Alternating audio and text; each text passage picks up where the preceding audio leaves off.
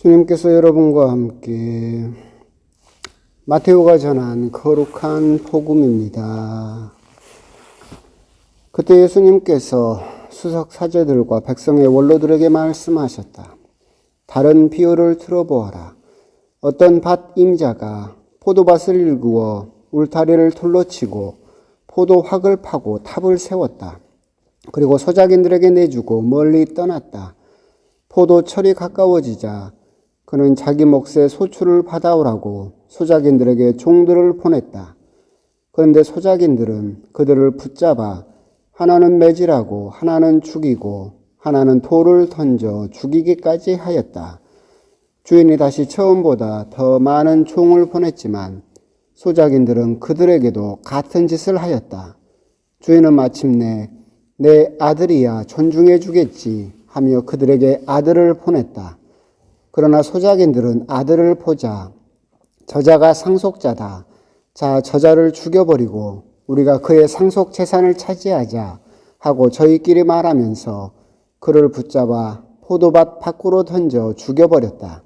그러니 포도밭 주인이 와서 그 소작인들을 어떻게 하겠느냐? 그렇게 악한 자들은 가차없이 없애버리고 제때 소출을 바치는 다른 소작인들에게 포도밭을 내줄 것입니다. 하고 그들이 대답하자 예수님께서 그들에게 말씀하셨다. 너희는 성경에서 이 말씀을 읽어본 적이 없느냐? 집 짓는 이들이 내버린 돌, 그 돌이 모퉁이의 머릿돌이 되었네. 이는 주님께서 이루신 일, 우리 눈에 놀랍기만 하네. 그러므로 내가 너희에게 말한다. 하느님께서는 너희에게서 하느님의 나라를 빼앗아 그 소출을 내는 민족에게 주실 것이다. 수석 사제들과 바리사이들은 이 비유들을 듣고서 자기들을 두고 하신 말씀인 것을 알아차리고 그분을 붙잡으려고 하였으나 군중이 두려웠다. 군중이 예수님을 애언자로 여겼기 때문이다. 주님의 말씀입니다.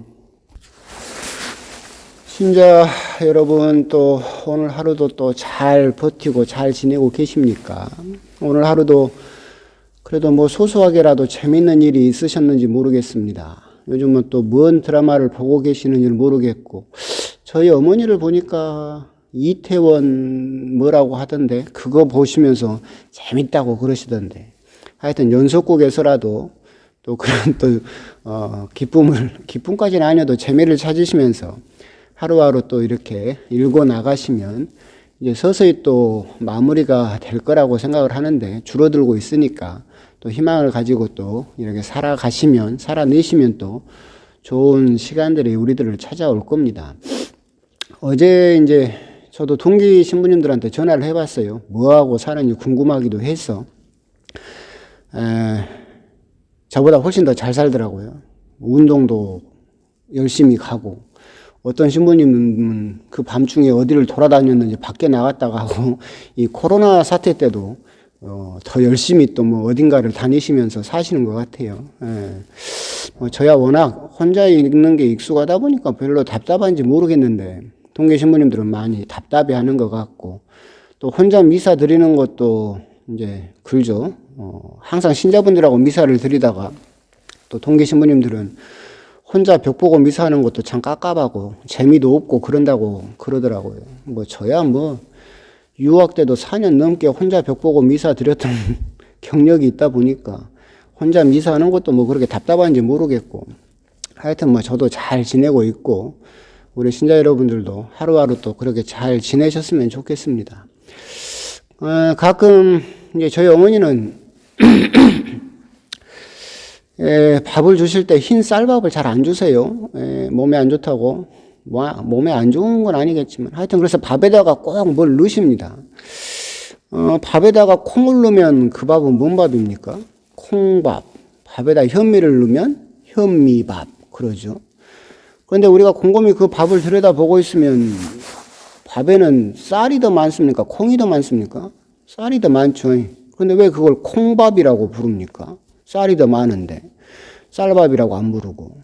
사실은 콩이 우리 눈에 띄니까, 평상시하고 다르니까. 그래서 쌀이 훨씬 많음에도 불구하고 우리들은 그냥 콩밥이라고 부르고 현미밥이라고 부르는 것 같은데, 우리 일상을 곰곰이 봐도 사실 우리들은 너무 당연시 여기는 것들이 있어요. 사실은 더 많이 우리들을 기쁘게 하고 있는 것들도 있고, 더 많이 우리들을 지켜주고 있는 것도 있고, 그럼에도 불구하고 하루에 갑자기 이렇게 눈에 띄게 우리 마음을 상하게 한다거나 내 마음에 걸리는 것이 있으면 그 전체를 콩밥이라고 불러버리는 것처럼, 그래서 하루의 기분이라든가 감정이라든가 이런 것들이 다 망가져 버리는 것처럼 사실은 그 콩 너머에는 훨씬 더 많은 쌀들이 있죠. 우리들은 그걸 가끔 잊어버리고 사는 것은 아닐까. 그래서 가끔 눈에 띄는 콩 몇 개, 현미 몇 개, 그것 때문에 오늘 하루를 또는 내 삶을 그냥 콩밥, 현미밥 이런 식으로 그렇게 너무 규정 지어버리는 것은 아닐까. 그 뒤에 있는 우리들을 지켜주는 수많은 다른 감사해야 될 것들이 사실은 더 많이 우리들에게 있다라고 하는 것도 우리들은 또 돌아보면서 생각해 볼 필요가 있을 것 같습니다. 갑자기 그런 생각이 들었고, 오늘 복음은 이제 예수님께서 유다인들에게, 특히나 지도자들에게 이야기를 하시는 말씀이고, 사실은 구약 성경에서부터 이어오는 구원 역사를 짤막하게 비유를 들어서 설명하시는 부분이죠. 결국은 오늘 복음에서 이야기하고 있는 포도원은 이스라엘 백성이고 다 아시겠지만 주인은 하느님이겠죠. 주인이 파견한 종들은 구약 성경에서 계속해서 하느님께서 파견하시는 애언자들일 것이고, 이 주인이 보내는 아들은 결국은 하느님의 아들 예수님을 이야기를 하고 계시는 겁니다. 구약 성경에서부터 보여주는 구원의 역사는 그런 거죠. 특별히 이스라엘 백성을 뽑으셔서 당신의 백성으로 삼으셨고, 그래서 포도원을 가꾸는 일을 맡기셨다. 그런데 이 이스라엘 백성들은 거기에서 소작인으로 살다가 점점 그것을 자기가 차지하고 싶은 욕심이 들었고 주인이 되고 싶어 했죠. 그래서 주인이 파견하는 종들, 정당하게 가져가야 될 몫을 받으러 온 애연자들을 돌로 때리고 죽이기까지 했다. 그 모습을 보고 이제 주인은 내 아들이야 알아봐 주겠지, 내 아들을 보고 대접해 주겠지라고 아들을 파견했지만, 이제 이스라엘 사람들은 그 아들까지도 이제는 죽이게 될 것이다. 그러게 되면 이제 너희들은, 그 아들까지 몰라보고 죽인 이스라엘 백성, 너희들은 이제 그 포도원을 뺏기게 되고 그 정당한 소출을 바치는 다른 민족, 이걸 이제 새로운 백성, 교회를 이야기를 하고 있죠. 이 교회의 백성에게 이 포도원을 맡기게 될 것이고 너희들은 결국은 쫓겨나게 될 것이다 라고 하는 이야기를 하신 것이고, 이 이야기를 들은 백성의 지도자들은 당연히 자기들을 대상으로 하신 이야기인 것을 알고 예수님을 죽이려고 모의를 하죠. 방금 눈앞에서 너희들은 하느님의 아들도 죽이게 될 것이다 라는 이야기를 들어놓고 그 하느님의 아들을 죽일 모의를 하고 있는 것을 보면 결코 그 꾸지람을 들었어도 반성하지 못하고 바로 그 똑같은 일을 저지르려고 하는 어리석음을 또한 보게 된다라고 하는 겁니다. 오늘 복음에서 이제 우리가 생각해 볼 수 있는 것은 구원의 역사를 이야기를 하고 있지만, 소작인들로 임명됐던 유대인들, 이스라엘 백성에 대해서도 우리가 생각을 해볼 필요가 있을 겁니다. 이 소작인들이 강도가 되고 살인자가 된 것은 원래 처음부터 그랬던 것은 아니었겠죠. 제일 처음에는 하느님께 감사드렸었고 자기들을 선택해서 포도를 맡겨주신 주인에게 굉장히 또 감사를 했었겠죠. 근데 하루하루 살다 보면서 거기서 가꾸다 보면 이제 자신을 위해서 사는데 익숙해지게 되고 결국은 그것을 자기 것이라고 착각을 해버리게 된 거죠. 분명히 주인은 따로 있었음에도 불구하고 계속 거기에서 살다 보니까 이것은 내 것이라고 착각을 해버림으로써 결국은 소작인에서 쫓겨나게 되는 그런 어리석음을 보여주게 된다라고 하는 겁니다. 이렇게 자기가 소작인이었음에도 불구하고 주인이라고 착각해서 쫓겨난 대표적인 사람이 있죠. 아담. 그죠? 에덴 동산을 만들어서 하나님께서 아담과 하와를 살게 했을 때 모든 것을 다 주셨죠. 근데 아담은 거기서 살다 보니까 이제 자기가 소작인이 아니라 주인이라고 착각을 해버렸어요. 그래서 그 모든 것을 자기가 차지하고 싶었죠. 그래서 마지막에 손대서는 안 되는 선악과까지 손을 댐으로써 결국은 거기에서 쫓겨나는 그 모습을 보게 되는데, 오늘 비유에서 하셨던 그 소작인의 모습을 여실히 보여주는 그 모습이 바로 아담에게서 찾을 수 있는 그 모습이고, 아담이 보여주었던 그 어리석음을 이스라엘 백성 역시도 똑같이 되풀이하고 있고, 결국은 이 말씀은 그렇게 구원 역사를 통해서 똑같은 잘못을 했던 이스라엘 백성이 포도원에서 쫓겨나는 그 모습을 보면서 사실은 우리에게도 어떻게 보면 경고가 되는 그런 말씀이기도 하죠. 우리 역시도 이제는 포도원을 물려받은 소작인이죠. 그런데 우리들이 살다 보면 우리 역시도 내가 주인이다라는 착각을 해버릴 때가 많이 있다, 아니면 할 수 있다라고 하는 겁니다. 결국은 내 것이다라고 착각을 하게 되는 것이죠. 여러분들이 가지고 있는 차, 여러분들 아파트, 여러분들 돈, 이거 다 누구 겁니까? 여러분 거예요. 그건 여러분들이 열심히 노력해서 피땀 흘려서 벌어서 여러분 거예요. 하느님도 그것을 달라고 하지는 않죠. 우리가 무슨 신천지도 아니고 땅 팔아서 집 팔아서 교회로 가져오라고 하지는 않아요. 여러분 겁니다. 잘 먹고 잘 사세요. 근데 여러분들이 노력하지도 않고 가지게 된 것들이 있죠. 여러분들 집이라든가 차라든가 땅이라든가 돈이라든가 이런 것들은 여러분들이 노력해서 번 거니까 여러분 건데, 여러분들이 노력하지도 않고 받은 거 있어요. 뭐예요? 여러분 생명, 여러분 시간, 여러분 재능, 대표적으로 또 여러분 자녀. 이것들은 결국 그러면 여러분들이 노력해서 벌었어요? 어디 가서 뭐 고수톱 쳐서 따왔어요? 아니면 여러분들이 오늘 하루를 살기 위해서 하느님한테 돈 입금했어요? 아니죠. 내가 노력하지도 않고 거저 받은 것들이 있어요. 그런데 이것을 우리들은 살다 보면 내 것이 아님에도 불구하고 내 것이라고 착각해버리는 수가 있어요. 소작인이었으면서도 내가 주인이라고 착각하는 어리석음을 우리 역시도 또한 할 수 있다. 내 생명은 내가 노력하지도 않고 받았음에도 불구하고 내 마음대로 해도 된다라고 생각을 해버리는 경우도 있어요. 또는 내 재능도 그렇잖아요.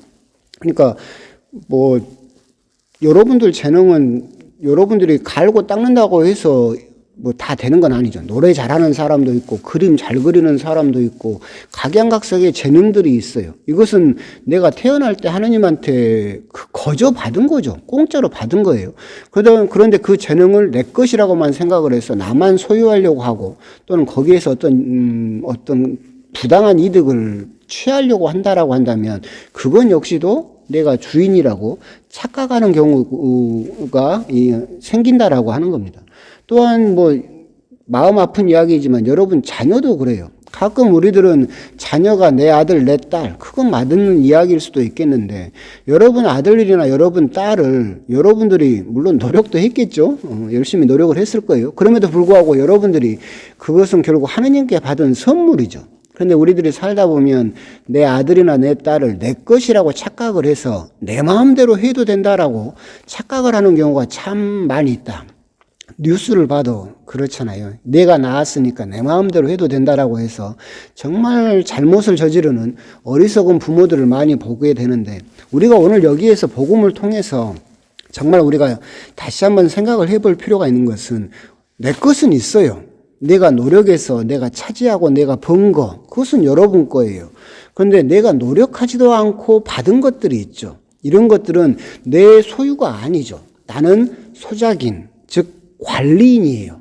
어떻게 보면 예쁘고 아름답고 풍요롭게 내가 관리를 해야 되는 책임이 있을 뿐이지, 그것을 내 마음대로 해도 된다라고, 내 마음대로 처분할 수 있고 내 마음대로 할 수 있다라고 착각을 하면 안 된다. 그렇게 자기 것이 아님에도 불구하고 착각을 하고 내 것이다라고 주장을 하게 되는 순간 하느님께서는 정당한 소출을 내는 다른 소작인에게 그 포도원을 넘겨버릴 수 있다라고 하는 것. 오늘 복음은 결국은 구원 역사를 통해서 아담과 똑같은 잘못을 저지르고 있는 이스라엘 백성을 꾸중하고 계시고, 그럼에도 불구하고 이스라엘 백성은 결국은 예수님이 말씀하신 대로 똑같은 실수를 결국은 저지르게 되죠. 그래서 그 포도원으로부터 쫓겨났게 됐고, 이제 우리들이 새로운 백성, 새로운 하느님의 백성인 교회의 신자들, 우리들이 이제 그 포도원을 관리하는 소작인으로 임명되었다라고 하는 것이고, 그렇다면 우리가 이 소작인으로서 하느님의 포도원을 관리를 하면서 나는 정말로 내 것이 아닌데도 불구하고 내 것이라고 주장하면서 그것을 하느님으로부터 뺏어오려고 하는 아담이 저지른 어리석음, 이스라엘 백성이 저질렀던 그 어리석음을 되풀이하려고 하고 있는 것은 아닌가. 그런 부분 우리가 한번 곰곰이 생각을 해볼 필요가 있고, 내 것이 아닌 내 생명, 내 재능, 내 시간, 내 자녀, 이것들을 내가 정말로 아름답게 관리하고 있는가. 그런 부분은 우리가 또한 생각을 해볼 필요가 있을 겁니다. 오늘 복음도 그런 부분에서 한번 또 묵상을 해보셨으면 좋겠고, 그러면서 앞부분에서 한 가지 빼먹었네요. 모퉁이 돌 이걸 빼먹었어요. 사람들이 내버린 돌, 그 돌이 모퉁이 돌이 되었다. 이건 시편 118장에 있는 이야기인데, 사실은 이 모퉁이 돌은 머릿돌인데, 우리가 거물로 가면 이렇게 머릿돌 이렇게 벽에 박아져 있잖아요. 그런 돌은 아니에요. 실제로 모퉁이 돌은 어떤 돌이냐면, 두 벽이 만나는 그 지점에다가 두 벽을 지탱하도록 박아놓은 돌이죠. 그러니까 쉽게 생각하면 여러분 그 아치로 된 건물들 있잖아요. 아치 문, 홍해문처럼. 그러면 두 이렇게 그 돌들이 이렇게 가다가 이 돌들이 무너지지 않게 중앙에다 이렇게 역삼각형으로 박아놓거든요. 이걸 보통 머릿돌이라고 불러요. 그러니까 예수님께서 머릿돌이 되었다라고 하는 것은 결국은 두 벽을 온전하게 서 있을 수 있도록 버텨주는 그 마당돌이 되었다는 뜻이에요. 그래서 두 벽은 누구냐면 보통 우리가 해석하기는 유대인과 우리들, 유대인과 이방인들, 결코 섞일 수 없다고 믿었던 이스라엘 사람들은 섞일 수 없다고 믿었던 이 두 벽을 서로 만나게 해주는, 그래서 중간에서 이 두 벽을 버티게 해주는 모퉁이돌, 머릿돌이 되었다라고 예수님께서 이야기를 하고 계신다라고 그렇게 또 이해를 하시면 되겠습니다. 그래서 앞부분에서 모퉁이돌을 설명하고 넘어가려고 했는데 그걸 잊어버리고 그냥 넘어갔는데, 모퉁이돌에 그런 의미가 있다라고 그렇게 또 생각을 하시면 되겠습니다. 이제 또 주일이 되네요. 이제 사순제 3주일이 됩니다. 하여튼 또 잘 또 이겨내시고 기도하시면서 항상 하느님 사랑 안에서 머무를 수 있도록 또 건강을 청하시면서, 그러게 또 오늘 하루도 잘 마무리하시고 희망찬 내일을 또한 또 맞이하셨으면 좋겠습니다. 제가 저도 유튜브로 이렇게 보는 걸 좋아하는데, 제가 좋아하는 신부님 중에 한 분이 김웅열 신부님 있어요. 그런데 그분도 이제 요즘 뭐 미사를 혼자 하시니까 유튜브로 이렇게 강론을 녹음하셨던데, 제가 안 하던 걸 하시더라고요. 뭐냐면 꼭 강론 말미에 신자분들에게 강복을 주시더라고요. 그래서 나는 강론은 그냥 아멘하고 끝나버렸는데, 나도 우리 신자 여러분들 만나진 못하지만 강복을 드리면 우리 신자 여러분들도 참 좋아하시겠다라는 생각이 들어서 오늘부터는 강론 끝에 여러분들에게 강복을 드리도록 하겠습니다. 직접 만나지는 못하지만 영적으로 제가 드리는 이 축복이 여러분 가정과 우리 신자 여러분들 각자에게 영육간의 건강으로 내려질 수 있도록 또한 기원하면서 강복을 드리겠습니다. 주님께서 여러분과 함께 전능하신 천주 성부와 성자와 성령께서는 여기 없지만 주님과 함께하는 당신 자녀들에게 은총을 베푸시어 길이 머물게 하소서. 성부와 성자와 성령의 이름으로 아멘.